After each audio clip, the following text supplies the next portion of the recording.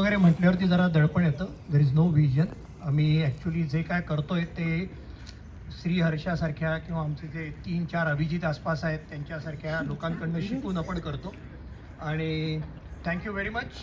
आपण जे ब्रीदवाक्य आहे की भाग्य आपुले थोर म्हणून जाहलो मराठी, विश्वाच्या गाभारी गरजे मराठी. आपण सगळे आपल्या मराठीचा, आपण मराठी असल्याचा, महाराष्ट्रीयन असल्याचा किंवा भारतीय असल्याचा आपण अभिमान बाळगून सगळे एकत्र आलो आहे.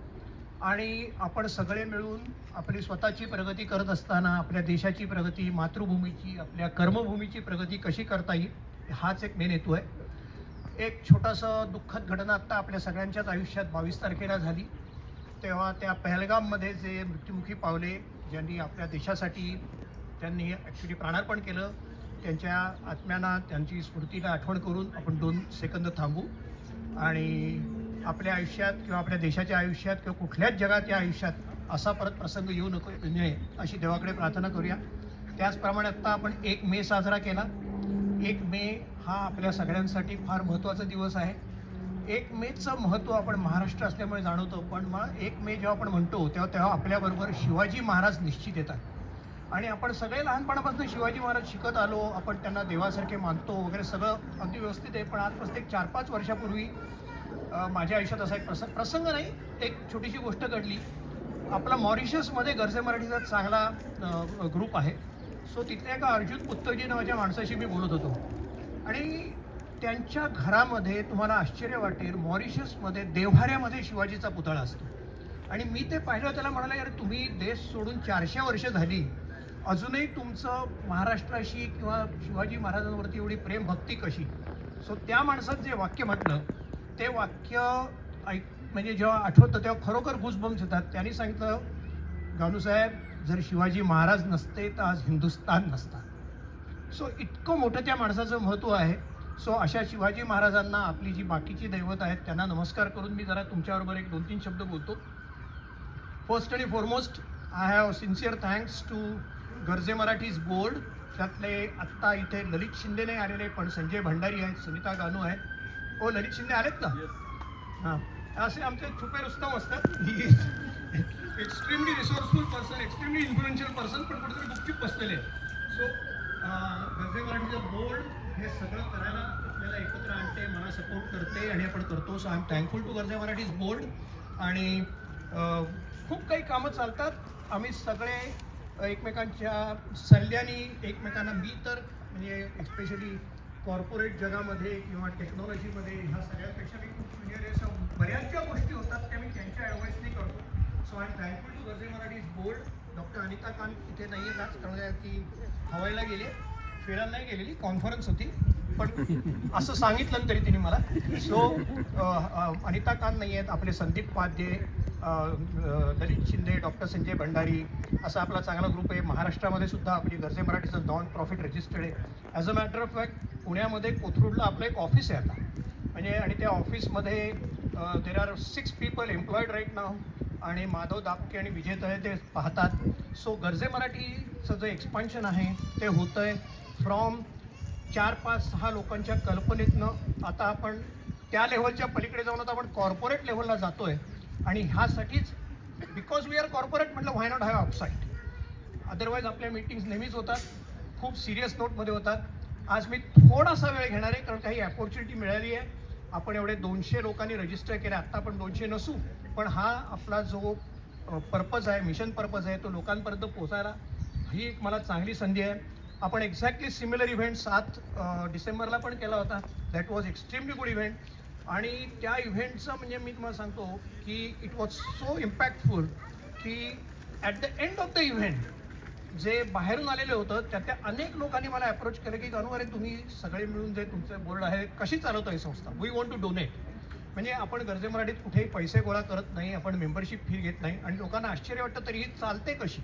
So I don't want to name persons, कारण का त्यांनी मला सांगितलं नावं नका घेऊ, पण at the end of the summit सुद्धा आपल्याकडे पैसे येतात. सो गरजे मराठी जी चालली आहे ती एकमेकांच्या काय म्हणतात ते उत्स्फूर्तपणे जी आपण मदत करतो ती चालली आहे. आजची जी कमिटी आहे आणि वी चेंज, आपण काय करतो की ज्यांनी खांद्यावरती धुळा घेतली तो त्याचा मालक.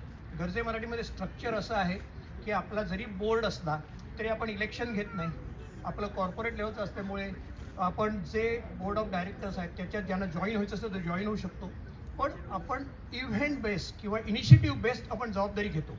म्हणजे सायबर सिक्युरिटीमध्ये असेल तर ललित शिंदे काय करतात त्याचा he is a final authority. आपण स्टार्टअप मेंटरिंग करतो किंवा स्टार्टअपसाठी कोहोर्ट घेतो, त्यासाठी डॉक्टर संजय भंडारी आणि त्यांची टीम करते. आपण ह्याच्यामध्ये बिझनेस आपला जो बिझनेस कॅटलिस्ट ग्रुप आहे त्या बिझनेस कॅटलिस्ट ग्रुपमध्ये आपले जय आणि विराज राऊत लीड घेत आहेत. So there are many initiative. Venture catalyst आहे, असे आपली कामं चाललेली आहेत. आत्ता गरजे मराठीचं नॉन प्रॉफिट भारतात, UK मध्ये, साऊथ आफ्रिकेत, कुवेट, न्यूझीलंड, ऑस्ट्रेलिया आणि कॅनडा इतक्या ठिकाणी आपण नॉन प्रॉफिट रजिस्टर्ड आहोत. आपलं UK मध्ये 2 दिवसापूर्वीच फार मोठी आपली मीटिंग झाली. UK मध्ये सुद्धा आपण मोठ्या प्रमाणावर करतोय कामं. आपल्या निरनिराळ्या कामामध्ये आपण AI मध्ये काम खूप करतो. माई Maharashtra accelerator for artificial intelligence म्हणून आपला ग्रुप आहे. त्याचं कोणी आलं की नाही माहीत नाही, पण तो एक चांगला ग्रुप आहे. पण I would like to mention right नाव, आपल्याकडे एक सॉरी नाव विसरलो मी, बुटाला केसकर म्हणून एक आहे आणि एक सलील कदम, ह्या 2 जणांनी आजपासनं 1 महिन्याभरापूर्वी AI मध्ये इंट्रोडक्शन टू AI म्हणजे बेसिक लेव्हल की जी भारतातल्या मुलांना शिकवता येईल असा एक कोर्स त्यांनी स्ट्रक्चर केला. त्याचप्रमाणे त्यांनी इंटरमिजिएट अँड ॲडव्हान्स एक कोर्स स्ट्रक्चर केला आणि तो प्रोग्राम आपण ऑलरेडी चालू केलेला आहे. We have 40 students which are registered by Indian Education Society आणि त्यांच्याबरोबर आपलं काम चालू आहे. सो असे अनेक इनिशिएटिव्स होतात. आत्ता जसे भेटलो आहे हे भेटणं हे आपल्याला 2 ऑगस्टला जो गरजे मराठीचा वाढदिवस असतो त्याला आपल्याला एक मोठा इव्हेंट करायचा आहे, त्याचा हा प्रिकर्सर आहे. कारण काय आपण आत्तापर्यंत 3-4 समिट केली. दर समिटला आपले 500-600 लोक येतात आणि जे बाहेरगावून येतात ना त्यांचे प्रत्येकाचे $2,500-3,000 जातात. सो आम्ही असा विचार करत होतो की हे शेवटी जातात पैसे आपल्याच कम्युनिटीतनं. So why not have meetings all across US.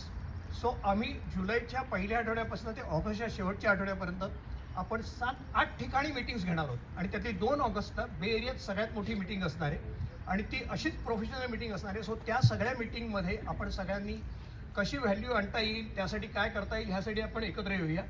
ह्याच्याशिवाय आपण करिअर कट्टा म्हणून चालवतो. आपण जेव्हा आपले लोक दर शनिवारी करिअर कट्टामध्ये शाळेतल्या महाराष्ट्रातल्या 5,000 शाळांशी आपण कनेक्टेड आहोत. त्यांच्याशी दर शनिवारी आपला कुठला तरी एक सब्जेक्ट एक्सपर्ट बोलतो. आपण सॅटर्डे क्लब ग्लोबल ट्रस्ट यांच्याबरोबर आपण कामं करतो. So what I mean to say की हे फार मोठ्या प्रमाणावर चाललं आहे.